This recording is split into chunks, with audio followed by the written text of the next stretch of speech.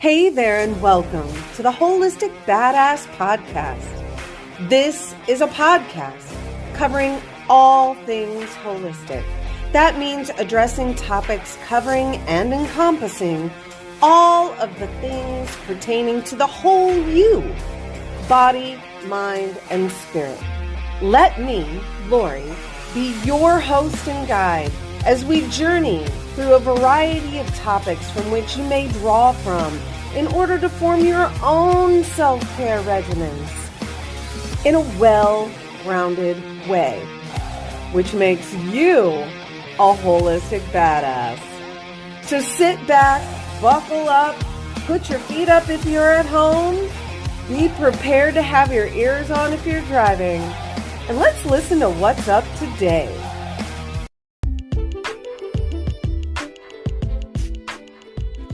The information presented in this podcast is for informational and self-education use only. It is not intended for self-diagnosis, nor treatment, nor anything that constitutes the practice of medicine. Please consult with a qualified physician concerning the prudence of and before undertaking any major changes in diet, any treatments for disease, any use of drugs or prescription items, or the cessation thereof. They're holistic badasses. Even though it is snowing here in Ohio again, in February 20th that I'm recording this, there are signs of spring. Here in my flower beds, you'll see all of the snow, and underneath the snow are tiny plants of stellaria or chickweed and creeping Charlie, which is a mint. It's only fitting that because this is spring and we're starting to see sprouts of the newness come up underneath the snow, that we go ahead and have a little bit of an intro to a topic that's going to get covered further at HerbalCon. Speaking of which, HerbalCon is coming up March 14th. So if you want to go, we have a great lineup of speakers. There'll be a little commercial on with this podcast. But please come join us and learn more in depth. And until then, let's hear from my guest. Hey, holistic badasses. Today I'm here with my friend Toni Shelaske. Toni, why don't you go ahead and introduce yourself? Hi, Lori. So I am Toni, obviously. And I've been feeding raw food to my dogs for about the same amount of time, 25 years. So I own retail pet food and supply stores. I actually owned 3 for 16 years in Pittsburgh, Pennsylvania. I sold them to another locally owned pet food store on January 1st. So I have my podcast that I talk about everything health and wellness when it comes to pets, alternative ideas opposed to prescription medication or prescription foods, and medication always being the answer. It's not always the answer. I do still have a store in Florida, and I also have a private label Pittsburgh themed merchandise pet focused company. So I kind of do a lot. So here I am. Awesome. So yeah, listeners, if you haven't figured out yet, today we're going to talk about some holistic care for your pets. And this is just a coinky dink that my dog Millard Fillmore is here to join us. He gets very upset when he's separated from me. He's kind of joined to my hip, and my boys aren't home to make sure he's occupied. So he gets to come along, Given the topic, I figured it'd be okay. Aww. So, yeah, well, he is a 4 or 5 year old Chiweenie. So he's got that Chihuahua, I want to be stuck to you at all times. Yep. Yep, I understand. And he thinks he's in charge. So, So how did you get into pet care? How did you choose Yeah. that as a career?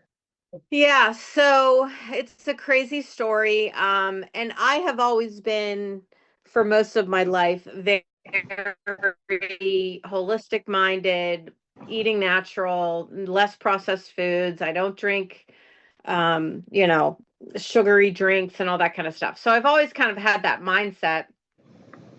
And then when I adopted one of my dogs, Meg. She's now passed, but this is literally going back 25 years. I had Meg and I walked into a grooming shop, and I literally, as I walked in, I witnessed the groomer handing her dogs raw chicken legs. So I am not a very shy person, and I said to her, "You can't feed your dog raw chicken, let alone chicken bones and the whole leg. You're going to kill your dog, aren't you?" And she said, "No, this is the way dogs would naturally eat in the wild." And it was literally one of those aha moments. A light bulb went on in my head, and I was like, "Yeah, that makes total sense." And she told me about a couple of books, and this is back when Barnes and Noble, was on everywhere. So I immediately went and bought one of the books, and as soon as I finished the book, I cold turkeyed Meg from Purina One, which is what the shelter was feeding, to 100% raw fed diet. So Awesome. that's kind of how it started, at least, me starting to care for my own pets more naturally. And then that led into learning about how much they're over vaccinated and all the chemical flea and tick treatments that we do. And they're on chemical overload, and over 50% die of cancer, and on and on and on. Yes. So in through that, you have started your own pet food companies. Is that something that you teach your customers? So I don't have my own pet food, Oh, well, but I no, have stores. the stores. Right. Yeah, that's what I So, meant. yeah. So my stores have walk-in freezers. I've really built the raw food market in Western Pennsylvania and where I am in Florida. And honestly, it is, when customers walk in, it's an education. They usually come in already ready with questions. A lot of times they're frustrated because they've spent thousands of dollars on conventional veterinary care and have gotten nowhere. Like they're on a hamster wheel. Right. So a lot of times we're like diffusing that, and just trying to, I guess, make them think that there are other answers. Right. Um, yeah, Right. yeah, And there are other answers. You had mentioned overvaxxed, which I yeah, know that it's a hot button topic. I'm not it is. 100% anti-vax, but there are times where I'm like, do they really need that every single time? Yeah, yeah, yeah. So it's definitely a hot button in the human world and the pet world. What I choose to do, and a lot of people don't realize is available, are titer tests.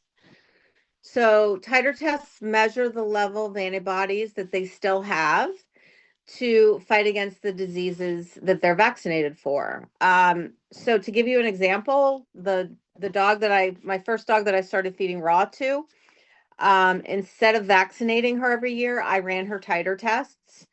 She passed, and she died at the age of 15, still being protected Oh, wow. in protective range. Now, That's how much we're over vaccinating. are titer tests something that's available readily at most vets? Do you have to request it? Are there special vets that offer that? You have to request it. Any vet can run a titer test. A lot of times, though, they use it's not the easy path for them because they're not set up for it. It's way easier to just give your dog the vaccine. Mm-hmm. So you do have to ask for it, and the where an issue comes up is a lot of times they'll use a blood work middle company, and the prices are several $100s. Whereas if you go direct to Kansas State, you can Mhm. get titer tests done for $75. Oh, wow. That's not, Yeah. in the grander scheme of things, 75 Yeah, bucks that's for a not bad. blood test is not bad. Yeah. I've Yeah. had a dog who accidentally got out of our electric fence, and he got caught underneath the edge of a trailer passing by, a truck with a trailer on the back. And he was luckily still in the puppy stage. He was a lab mix, so it kind of filleted his side. I know that's a little graphic, but Yeah. luckily he was still in the puppy stage. So all that skin was just floppy hanging, and it didn't get into anything major. Still very painful for him. But, by the time we got done with the emergency vet bill, and it was on a weekend, we were about $1,500 in. It was a lot. Yeah. So 75 bucks for a titer? Yeah. That is not Yeah. bad. Yeah. Yeah. Yeah. Yeah. So And the other thing about is the Great Dane dose is the same dose as your tweenie. see, and that I've always wondered, because Uh-huh. a Great Dane's what, 110 pounds? And then my Tweenie's like 7 pounds. Yeah. Yep. Yep. And Not cool in my book. well, and I know they adjust anesthesia to the size of the animal, like if you go in for a spay or a neuter. So why would they not adjust the Yeah. other meds that way as well? Yeah. Yeah. Good question. Yeah. Good question. So you So have many, many projects in the works. Let's start with, you have a podcast of your own. So with the podcast, I really just talk about alternative remedies instead of resorting to prescription medication for your dogs and cats and prescription food, and really educating people on, what their ancestral diet really would be, which is raw food, or, the more people can reduce the amount of kibble that they're feeding, the better off your pets are going to be, because kibble, no matter what quality, is still highly processed. Right. So just like with us, processed food is not ideal for us. Right. Whole foods are the way to go. How do people find your podcast? So my podcast is called Toni Unleashed, and it is on, you name the podcast platform, it is there. My website also, I have some good blogs and information, some companies that I really like and support, and that's just ToniUnleashed.com. Yeah. Okay, ToniUnleashed.com. And that is Toni, Toni. And Yep. I will put a link to your website Thanks. in the show notes as well. What do you have any other projects in the works right now? So I do own a local, Pittsburgh is crazy about being from Pittsburgh. So I started making Pittsburgh themed dog and cat toys. I've got leashes and collars and stickers and magnets and, just a basic, merch kind of website that's Pittsburgh themed with a pet twist. Perfect. Yeah. Perfect. Awesome. So, if you had any suggestions for people to do more research, besides just your podcast and your website, where would you send them? Yeah. If you have cats, I love the website catinfo.org. That is a veterinarian written website. And really, really is eye-opening. A lot of times I'll tell people, grab a box of tissues and read that website. It is very extensive, very extensive. Because cats are obligate carnivores, so they, more than dogs, should not really eat any kibble. They should, they're descendants of lions and tigers, and yeah. So My cats get a lot of fish. kibble makes it easy for Okay. Yeah. Like if I'm Fresh making fish. something with fish for us, I flake some Yeah. off and that's theirs. Because, Oh, yeah. Yeah. Yeah. The more whole foods, yeah. Yeah. That's good. The more fresh food they get, the healthier they will be. awesome. So, and then for dogs, website wise, Susan Thixton, she has a really great website, and she's an advocate more than anyone, I would say, at this stage of the game for pet food and the sourcing of ingredients. And she has a very short list of acceptable pet food brands I would assume. because she believes in transparency. Yeah. Yeah. Yeah. Yeah. Well, And same with treats. You have to really be wary of treats too. right. Now on the theme of treats, I do give this guy a treat every day with a little bit of tryptophan in it. Just a short background. I come from a dairy farm and my brother has it certified organic. And the vet that sees the farm is where I take all our pets. And he one time told me, because I had a very excitable min pin mix dog, he said, you could give it some tryptophan. And I didn't really think about it. And he said, oh, yeah, because you can get Prozac prescriptions for your dog. And I thought, well, that's a little excessive. But so he was like, well, how would you calm down somebody if you weren't going to use Prozac? And I thought, oh, well, tryptophan. He goes, well, just go get some tryptophan treats. Yeah. And I've noticed there's all kinds. Yeah, I agree 100%. There's all kinds of options in that. I have a friend who swears by the hemp or the cannabis, the CBD treats for dogs. She uses those for her elderly dogs that she grooms. So, yep. Is that something that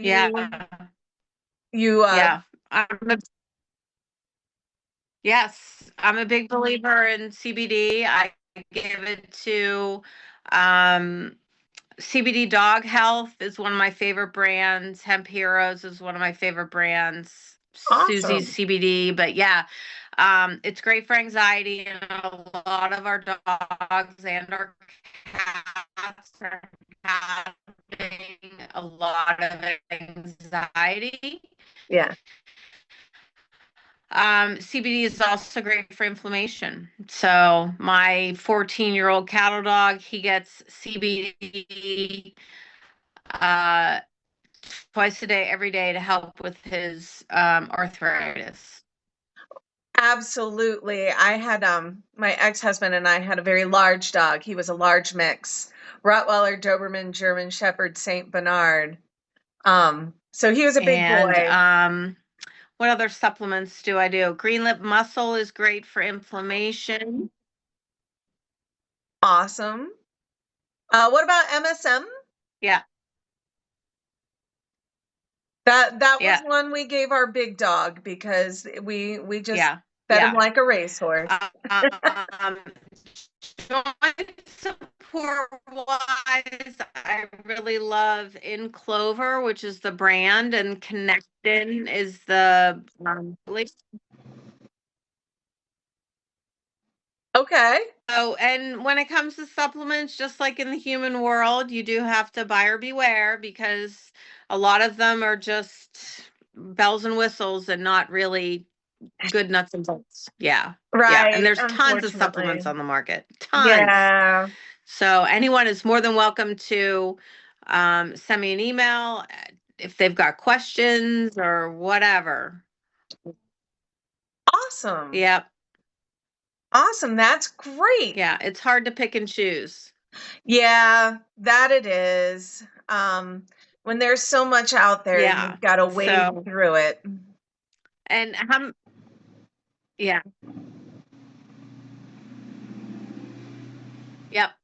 Yep. And a lot of people just don't want to spend the time to do that. So, that's why I do what I do. I try to make it easy for people. Well, and there are all kinds of people who surely Yeah. appreciate that because, you know, you want to take good care of your pets. But with so much information Mm-hmm. and everybody saying something different, and sometimes you're just stuck in Yeah. that path of least resistance. Yeah. I will say that when you are feeding your dogs and your cats a little more of a raw diet, it is very cost efficient. I found it's actually less expensive than your middle of the road kibble. Good. Yeah, it's definitely cost effective, especially